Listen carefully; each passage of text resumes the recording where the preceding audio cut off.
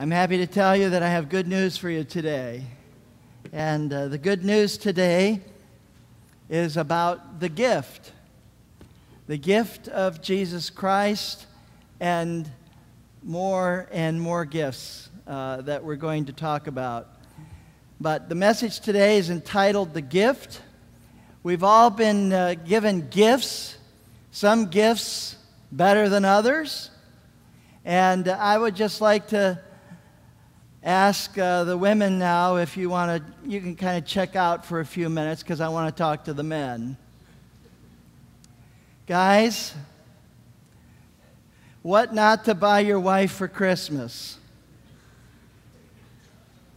Don't buy anything that plugs in.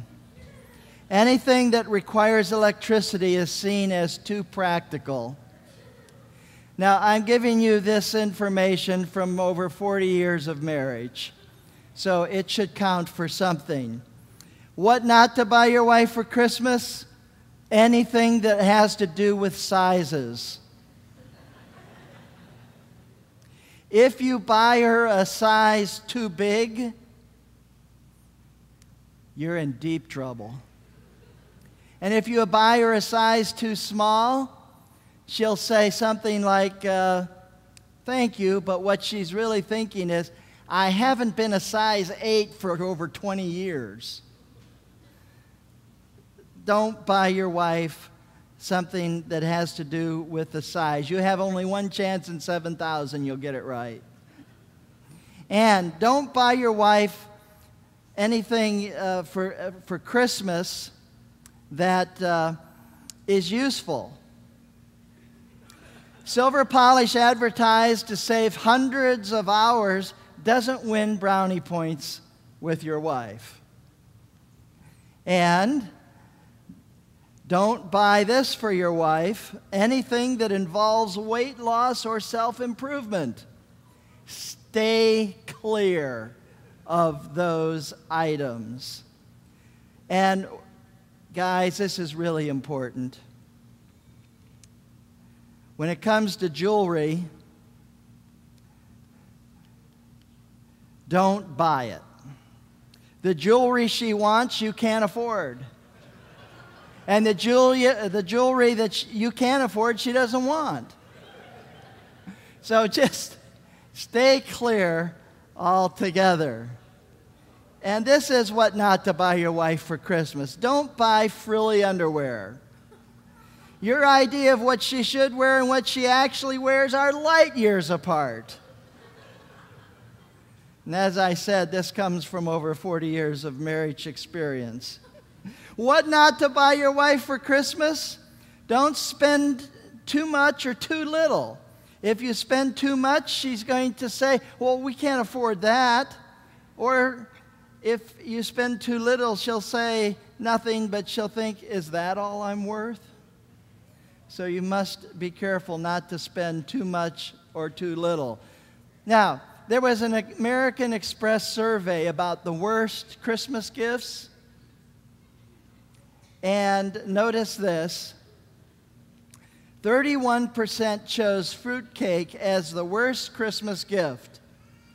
It even finished ahead of no gift at all. So if you get invited to a New Year's Eve party and they're serving fruitcake, you know something's gone awry. But you know, we've all gotten bad gifts. But I have good news for you today. There are good gifts. And the Bible tells us every good and perfect gift is from above, coming down from the Father. That's from the book of James, chapter 1 and verse 17. Every good and perfect gift is from God. Isn't that good news? God knows exactly what size you are. God knows exactly what you need. God knows exactly what you want. And God is prepared to give you accordingly. Now, notice God has always been the giver of good gifts. In the very beginning, there was Adam, and he gave Adam, first of all, life. Then he gave Adam a wife. And then he gave Adam a garden. He gave Adam dominion over the animals, and he gave Adam a Sabbath rest for his health and his worship. He gave him clothes, which involved sacrificing the animals, and he also gave him a redeemer. Honey, would you go back to the computer in the back? My advancer isn't advancing. I think it played too much racquetball or something. But anyway, there are the things that God gave Adam. Adam was given all of these gifts right at the very beginning of his life. There, you can read about it in the first few chapters of the book of Genesis. God showed up. That's the important thing. God showed up. God was giving Adam all these gifts. Now notice this, and guys, I need the sound on for this.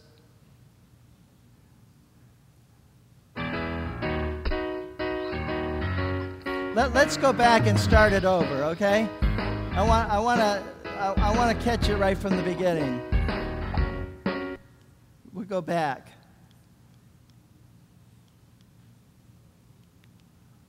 Okay? Now, God showed up. God has given us all these gifts, but after all these gifts to Adam, he says it isn't enough. He's going to give us more, and here's what he gives us. Because God did show up. Now, this is going to start on its own.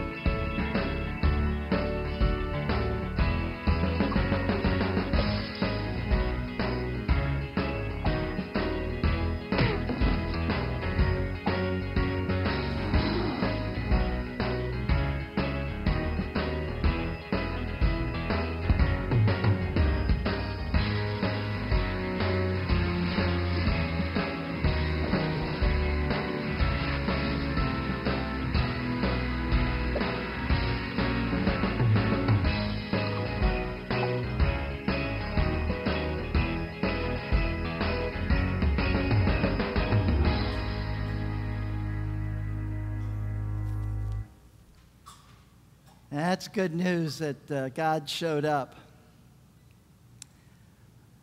God gave us the perfect gift. God knew exactly what we needed. Didn't give us the wrong size, didn't give us the wrong color, didn't give us something we didn't need. He knew exactly what we needed, and he gave us the perfect gift. Now, here's a video where it's going to show us some things that we can give back to God.